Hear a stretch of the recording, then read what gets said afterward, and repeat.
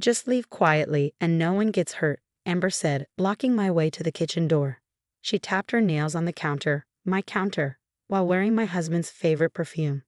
I took a sip of coffee, hiding the fact that my hands were shaking. Are you threatening me in my own house, Amber? Don't be dramatic, Olivia. David and I love each other. He's been unhappy with you for years. Why make this messy? Just pack up and go. No lawyers, no fights. You can even keep your car. How generous. I'm Olivia Chin, 34 years old, and I was watching my husband's 26-year-old mistress try to push me out of my home. The home I had spent years fixing while David was working late, which I now knew meant cheating. I looked up at the ceiling fan I installed last summer. More importantly, at the tiny red light blinking on it. Amber noticed and frowned. What are you looking at? She asked, her confidence slipping. Oh, nothing, I said, standing up. Just admiring my work. Did David ever tell you I'm good with electronics? Before she could reply, I heard the front door open. David's voice rang out. Amber, is she giving you trouble? He walked in, still wearing his wedding ring. Perfect timing, I said, smiling and pulling out my phone. We were just talking about home improvements. David's eyes narrowed. He knew that smile. I had the same one when I caught him texting Amber at 2 a.m. What are you up to, Olivia? Just watching some videos. I turned my phone around, showing them live footage from the ceiling fan camera. Their faces went pale. You recorded us? Amber shrieked. That's illegal. In my own house? After you sent me threats? I swiped to show her email where she explained how they planned to kick me out. My lawyer says otherwise. David stepped forward, trying to act calm. Let's be reasonable. Oh, I have everything, I interrupted. Every plan, every secret, every lie. Did you really think I wouldn't protect myself? The blinking light on the fan seemed to mock them. They had no idea it was just the beginning. Delete it, David demanded. Or what? I asked. You'll take everything from me? Leave me with nothing but my car? I laughed and they flinched. Check your email, David. You'll find some interesting footage. The police will too. Amber panicked first. She grabbed her purse and turned to David. You said she would just leave. David lunged for my phone. Give me that. I stepped back, still smiling. The ceiling fan isn't the only camera, David. Every time you threaten me, I add more to the evidence. His hand froze mid-air. He looked around the kitchen, suddenly unsure. How many cameras? Where were they? You're bluffing, he said, but his voice shook. Check your email, I repeated. Oh, and that Rolex you bought Amber with our joint account. The one you told me you lost? There's footage of that too. They stood there, trapped between fighting and running. This isn't over, David muttered. You're right, I said, sipping my coffee. It's just beginning. My lawyer and the police will be here soon. They ran. No grand exit, just two people realizing their plan had failed. As the front door slammed, I forwarded the footage to my lawyer. A moment later, a text arrived. Received. Meeting with police at 2 p.m. Well done, Olivia. I smiled at the blinking red light. Sometimes the best way to win isn't to fight, it's to be prepared. And I had been ready for this moment for months. The next morning, my phone wouldn't stop buzzing. David's family, his friends, even Amber's mother, everyone had an opinion about the footage that was now evidence in a criminal investigation. You've ruined my daughter's career. Amber's mother screeched through the phone. Those recordings could destroy her future.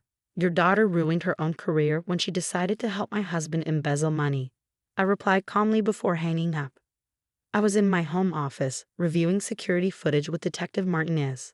She paused the video, showing David and Amber hunched over our desktop computer late one night. There, I pointed. That's when they were transferring money from our joint investment account. They thought using my computer would hide their tracks. Detective Martinez nodded, making notes. And you installed the cameras after receiving the first threatening email. Yes, Amber wasn't as careful as she thought. She used her work email to send me a friendly warning about leaving quietly. Said it would be a shame if something happened to all my property while I was gone. The detective's lips tightened.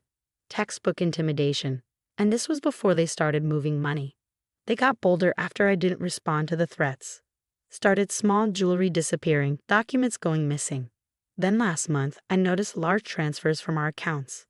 My lawyer, Sarah, walked in with fresh coffee and a thick folder.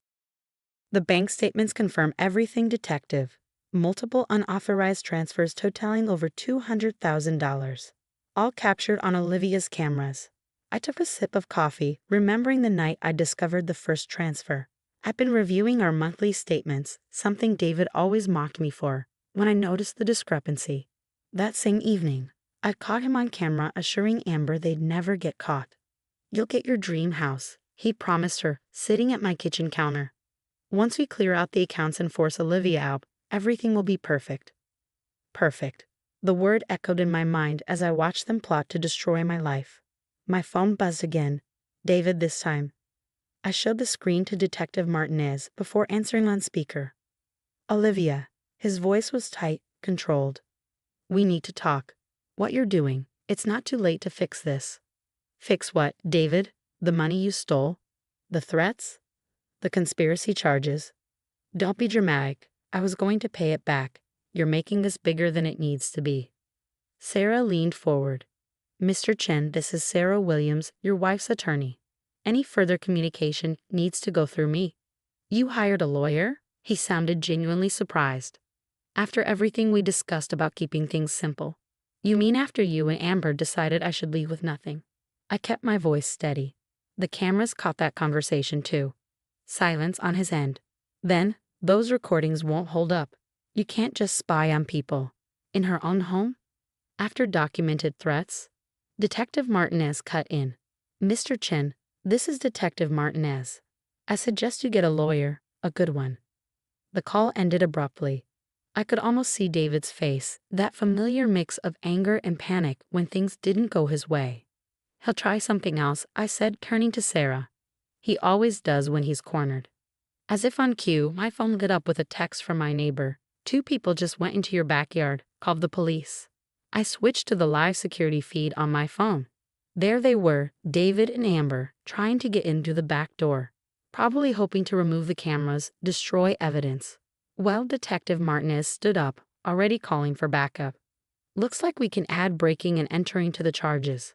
I watched through the cameras as police cars silently pulled up to my house. David was still working on the door lock while Amber kept watch. They were so focused on getting in, they didn't notice the officers approaching until it was too late. The look on their faces when the police announced their presence, that moment of pure shock and realization, was captured perfectly by my cameras. More evidence, more charges. Sarah squeezed my shoulder as we watched them being led away in handcuffs. "You okay?" I nodded, feeling strangely calm. "You know what's funny? All those times David called me paranoid for wanting security cameras. Said I was wasting money, being obsessive. Turns out being careful isn't such a bad thing." "Being careful saved everything," she corrected. "The footage, the bank statements, the emails, you've built an airtight case. They won't get away with any of it." Detective Martinez returned looking satisfied. "They're both in custody. We found lockpicking tools and some kind of device they plan to use on your cameras. Premeditated, documented attempted break-in while under investigation. The DA is going to love this." I thought about David sitting in a jail cell, probably still wondering how his perfect plan had fallen apart. How his quiet, agreeable wife had outmaneuvered him at every turn. "What happens now?" I asked. "Now," Sarah smiled. "Now we make sure they face consequences for every single thing they did. And believe me, the list is getting longer by the hour." I looked around my office, my home. Everything they tried to take from me. The cameras were still recording, silent witnesses to the end of David's schemes. My phone buzzed one last time. A text from Amber. "I'm sorry, I'll tell them everything." Too little, too late. But then again, the cameras had already caught everything anyway. 6 months after David and Amber's arrest, I sat in a courthouse listening to their sentencing. The judge's words echoed through the quiet room. "The evidence in this case is overwhelming," she stated, looking down at David and Amber. "Conspiracy, attempted theft, financial fraud, breaking and entering, and intimidation. The calculated nature of these crimes is particularly disturbing." I watched David in his ill-fitting suit, so different from his usual polished appearance. Amber sat beside him, tears streaming down her face. Neither would look at me. "Mr. Chen, you're sentenced to 4 years in prison." "Ms. Walker, 2 years with possibility of parole." Additionally, you'll both be required to pay full restitution." As they were led away, David finally turned to me. The anger in his eyes had been replaced by something else. Defeat. He'd lost everything: his job, his reputation, and his freedom. The prestigious accounting firm he worked for had fired him immediately after his arrest. No one wanted a financial advisor who stole from his own wife. Outside the courthouse, reporters waited with cameras, real ones this time. Sarah handled them expertly. "This case shows that domestic financial abuse is a serious crime," she told them. Thanks to Mrs. Chen's foresight in documenting everything, justice was served. My phone buzzed with a message from Detective Martinez. "Thought you'd want to know. They found more victims. Other women David scammed. Your cameras helped build those cases too." Later that evening, I hosted a small gathering at my house. The same kitchen where Amber had tried to intimidate me now filled with the people who'd helped me through everything. Sarah, Detective Martinez, my neighbors who'd called the police that day. To Olivia, Sarah raised her glass, "who proved that the best revenge is being smarter than your enemies." I smiled, thinking of the cameras still quietly watching over my home. I decided to keep them, not out of fear, but as a reminder. Sometimes the best protection is simply paying attention. "You know what David said in his final statement to the judge?" Detective Martinez asked, sipping her wine. "He claimed he never thought you'd fight back. Said you were always so agreeable, so trusting." "That was his mistake," I replied. "He thought quiet meant weak. He never understood that trust should be earned, not taken for granted." The doorbell rang. Another delivery.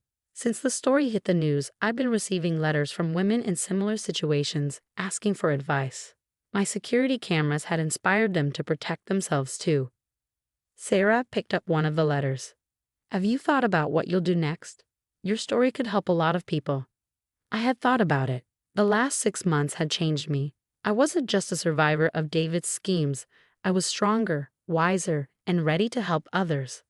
"Actually," I said, "I'm starting a consulting business, teaching women about financial security, documentation, protecting themselves." Turns out there's a real need for it. From victim to advocate, Detective Martinez nodded approvingly. Perfect. As my friends chatted and laughed, I looked up at the ceiling fan, the first camera that had changed everything. Its red light still blinked steadily, but it no longer represented fear or betrayal. Now it was a symbol of empowerment. My phone buzzed one last time. A text from an unknown number. "Mrs. Chen, I'm one of the women your ex-husband scammed. Thank you for stopping him. You've given us all hope." I smiled, typing back, "Stay strong. Document everything. And never let anyone tell you to leave quietly." The cameras caught this moment too, me surrounded by friends, building a new life from the ashes of David's betrayal. But this footage wasn't evidence of crimes. It was proof that sometimes the happiest endings come after you stand your ground. Sarah raised her glass again. "To new beginnings." "To new beginnings," we echoed, "and to security cameras." Laughter filled my kitchen, replacing the memories of threats and schemes. David and Amber were facing justice, and I was free to write my own next chapter. Sometimes the best revenge isn't running away. It's standing your ground and letting the truth speak for itself, one video frame at a time.